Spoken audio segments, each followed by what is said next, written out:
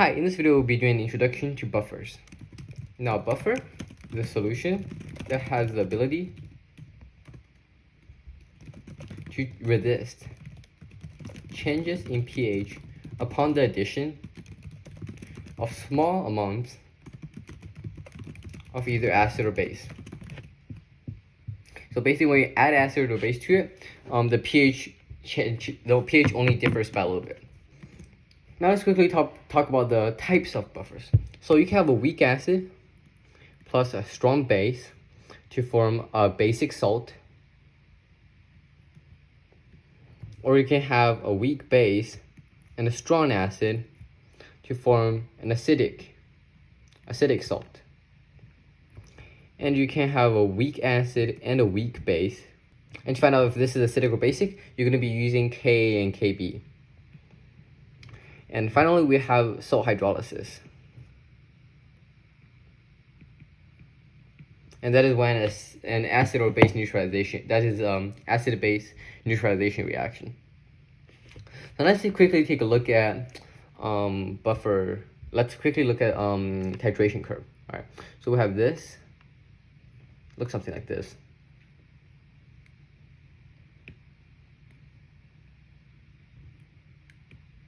And we'll set this as a pH, and this is the addition of base. Now this is what we call the buffer zone. From here to approximately here, this is called the buffer zone. As you learned already, this line over here, this point over here, when both moles are equal, this is the equivalence point.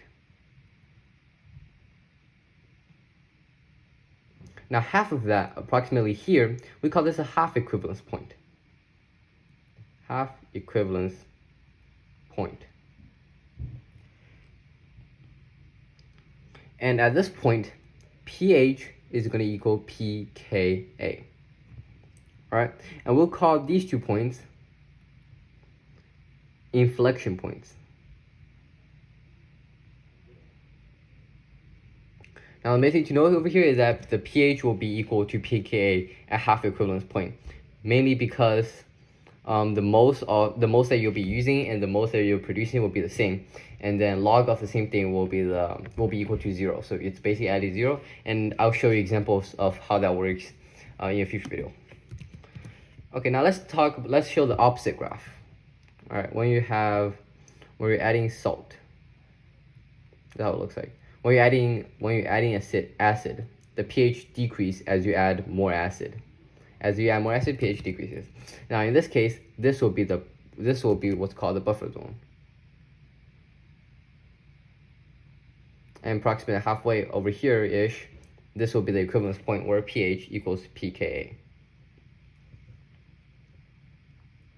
Now before I end the video and make another one about examples of how to deal with buffers, we're going to talk about indicators. Now, what are indicators? Indicators are weak acids and the associated conjugate bases. The acid and conjugate base are different colors. And acidic solutions shift the equilibrium to the left, and basic solutions shift the equilibrium to the right. When choosing an indicator,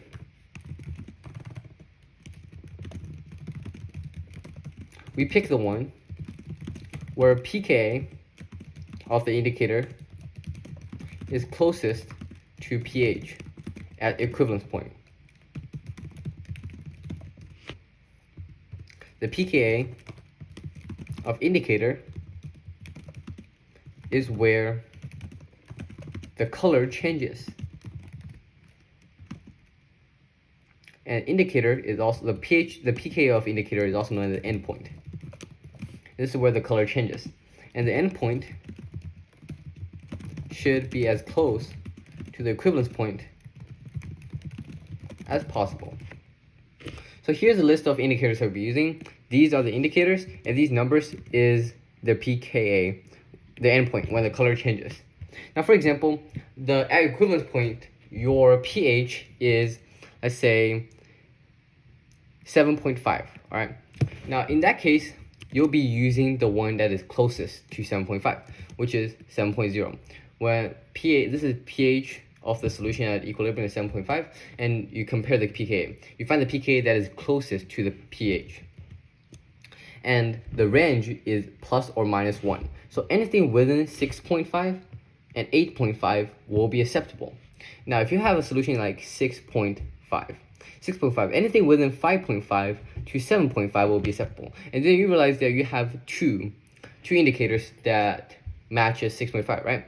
You have 6.3, which is within the range, and you have 7.0 that is within the range. So when you have equilibrium pH of 6.5, you can use either this one, or this one. But which one would you prefer to use? You'll use the closer one. So 6.3 is closer to 6.5 than 7.0 is to 6.5. So when you're asked to use one, you'll be using this one that is the closest. You'll be using the indicator that is closest to the pH of the solution at your equivalence point.